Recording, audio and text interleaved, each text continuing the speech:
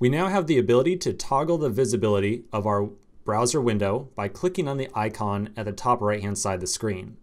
However, when we toggle this window, it always appears in the very center of the screen. For an application that's tied to the status bar, like the one that we are creating, if we're on OS X, I would really expect to see this window appear at the top right. And if we're on Windows, I would expect to see it appear at the very bottom right. So I think that we still have a little bit of work to do around the positioning of this window. Now, positioning elements with Electron is, when it really comes down to it, when it really comes down to writing the code, it's really straightforward. However, understanding the concepts behind positioning is much more challenging. So whenever we talk about positioning elements with Electron, we're getting involved with what is called the bounds system. Bounds refers to the positioning and the height and width of an individual element.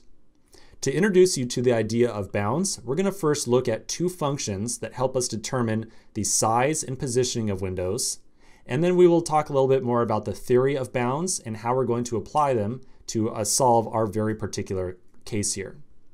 So the first thing I want to do is do just a little bit of investigation on this click. So when we click on the tray up here, right, when we click on this thing, we're invocating this arrow function right here. Now the first argument to this arrow function is, as it has been previously on many other events that we are handling, an event object. This event object tells us a little bit about exactly what process emitted this event and just some useful information like that. Now the second argument is really useful for us. It is an argument that we refer to as bounds. Without saying a lot more about bounds and what they are, I want to just go ahead and console log bounds.x and bounds.y, like so. So let's go back over to our terminal. I'm going to stop the process. I'm going to start it back up. And I'm going to click on the icon up here. And when I do, I'm going to expect to see a console log appear in the terminal.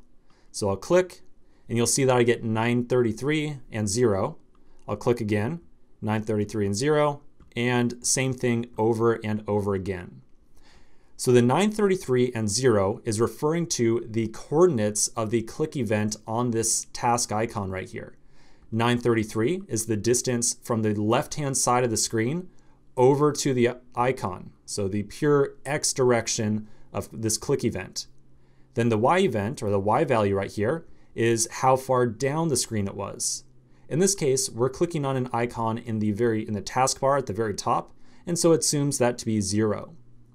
Now, if you're on Windows, you're probably going to see a value for the Y direction here that's much larger, because on Windows, you're clicking on the icon down at the bottom right-hand side of the screen. And so you're probably seeing a much larger value for the Y value here, which is totally okay.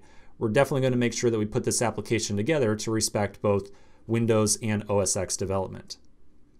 Okay, so now we've got a better sense of exactly how we can read the position of the icon up here when a user clicks on it.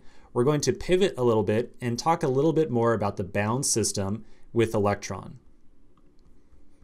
Okay, so far we've spoken about reading the bounds of a click event. Like when we click on this thing up here, we are getting the bounds on that very particular click. So like how far over and how far down the user clicked on the screen. However, we can also use the bounds system to read a little bit into exactly how tall and how wide a particular window is. And so we would say that for our browser window, this dimension right here, so the entire height of the window, we would refer to as the Y direction window bounds. So yes, we're really talking about two types of bounds here. We're talking about the bounds for a click event, and we're talking about the bounds for a window. So the Y direction, or the height, is off to the right-hand side here. The width of the window is referred to as the X direction window bounds. Remember that we're talking all about this, or this entire topic is all about the idea of correctly positioning the window on the top right-hand screen of the window. I just want to remind you of that right now. Okay, so Y direction, X direction window bounds. And then also, as we just spoke about, we can have click event X and Y direction bounds as well. So I want you to imagine for a second that I click on this browser window, like right here, right on the big center of the X.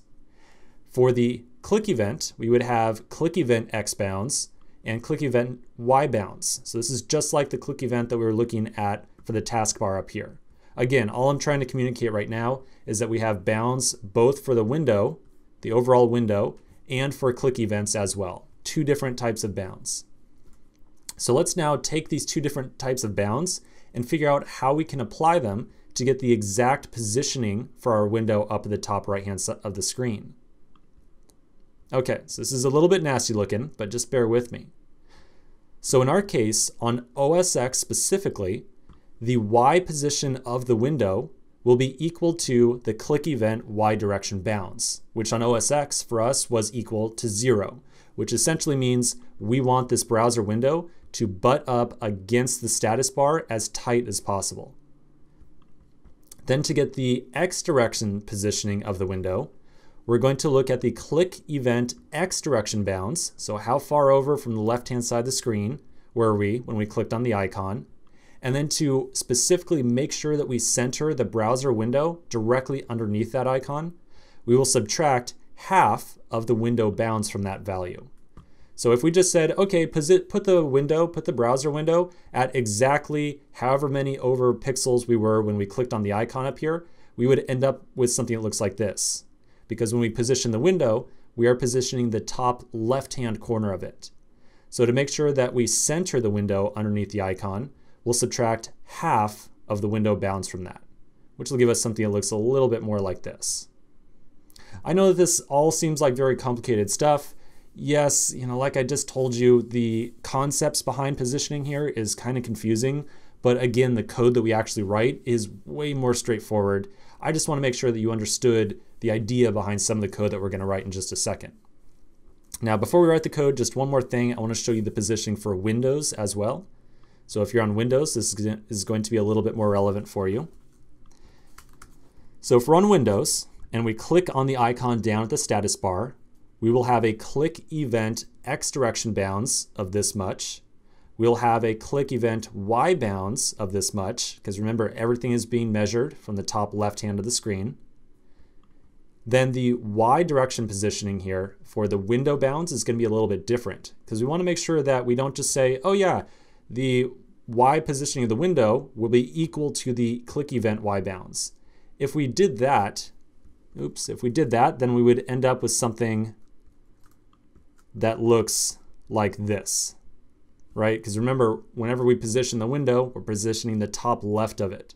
So if we just said, oh yeah, put the window equal to the click event Y bounds, it would be put all the way down here. So instead, we're going to take the click event Y bounds and subtract the window size from that. And then for the X positioning, again, it's going to be the overall click event X direction bounds subtracted half the window X direction bounds. Whew. All right. I know this has been pretty nasty. I know it's been gross. This has been very confusing to even talk about. I know. So let's take a break. We're going to come back in the next section. Again, when we actually write the code for this, I'm extremely confident that you're going to say, oh, okay, this makes a lot of sense. It's really these diagrams that make things much more confusing than they have to be. But again, I really just want to make sure you understand the theory behind positioning these things as well. So let's take a quick break. We're going to come back in the next section and add some code to correctly position our browser window on the screen, irrespective, or respective, I suppose, of the platform we are running our application on. So I'll see you in just a second.